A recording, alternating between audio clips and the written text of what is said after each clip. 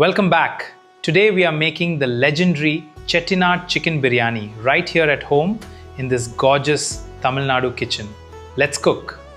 Chettinad is all about depth, not just raw heat, using freshly roasted, complex local spices to create a rich, layered flavor foundation. We have our Seeraga Samba rice, fresh chicken, and aromatic herbs ready. Simple, premium, and absolutely authentic. Let's prep the pan. We're using a heavy-bottomed cooker today to ensure even heat distribution and trap every bit of steam. Stove is on. First, dry roasting our coriander seeds on low heat, releasing their sweet, citrusy essential oils without burning them. Low and slow is key. In go the cumin seeds for that earthy depth. Watch them change color slightly as they heat, filling the kitchen with a warm, rustic aroma. Now, the sweet fennel seeds. This is crucial. It gives that signature sweet, aromatic lift that balances the heavy spices perfectly. Black pepper, the real champion of Chettinad heat. Forget basic chili. This is where the punch and the deep warmth comes from. Taste the fire.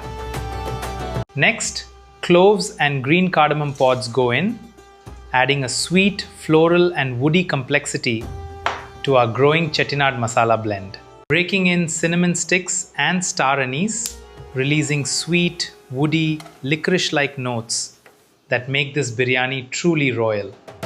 And here is the secret, or stone flower. This rare lichen gives that deep, earthy, smoky aroma that you only get in authentic Chettinad. Finishing the roast with dry red chilies for that vibrant color and smoky undertone. Stirring it all together, the pan is alive. Pouring them out onto a plate to cool. Never grind hot spices, let them rest to preserve those beautiful essential oils. Once cooled, transfer them into the mixer jar. Every single seed carries immense flavor. Make sure you don't leave anything behind. Lock the lid, turn on the grinder, pulverizing them into a fine aromatic powder that will be the heart of our biryani. Oh, the aroma, that fresh grind is absolutely unmatched. Look at that color. Our fresh Chettinad biryani masala is ready. Now the rice, Seeraga Samba, not basmati. These tiny aromatic grains absorb flavors like no other rice in the world. Rinsing the grains gently in cold water to wash away excess surface starch, keeping the grains separate and fluffy later.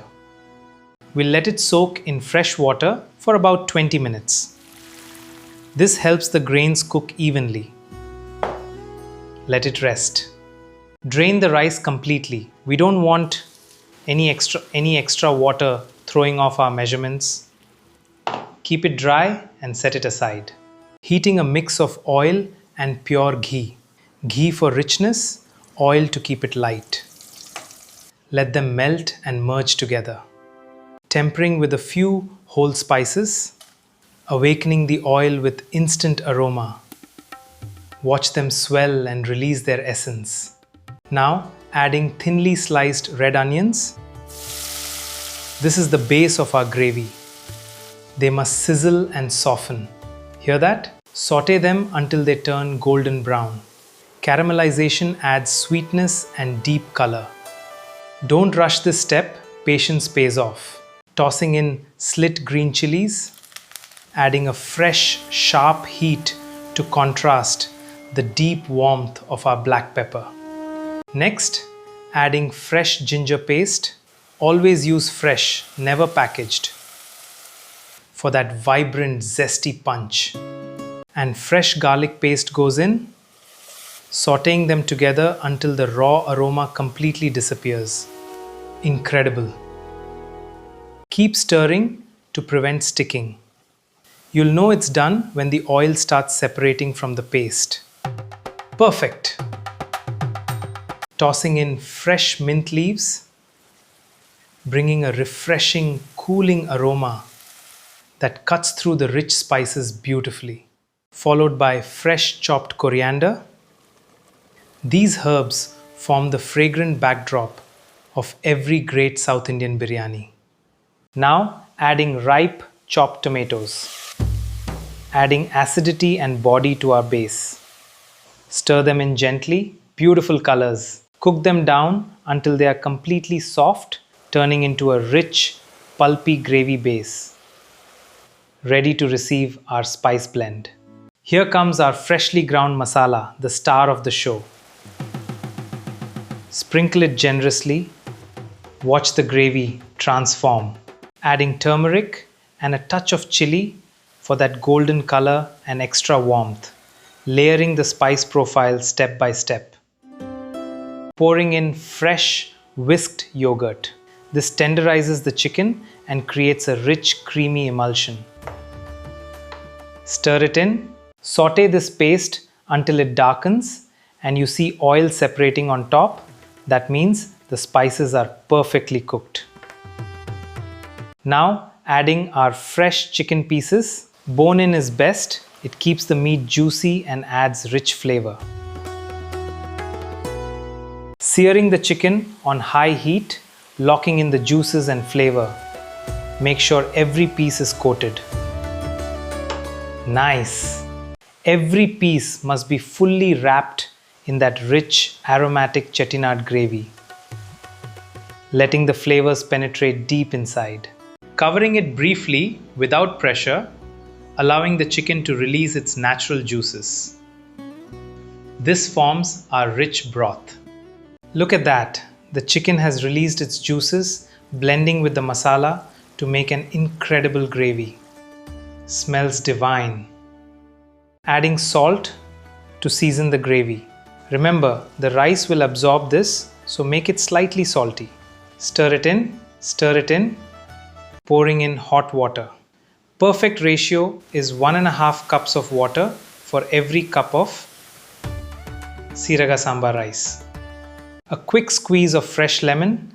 The acidity keeps the rice grains separate and adds a bright, subtle tang. Perfect.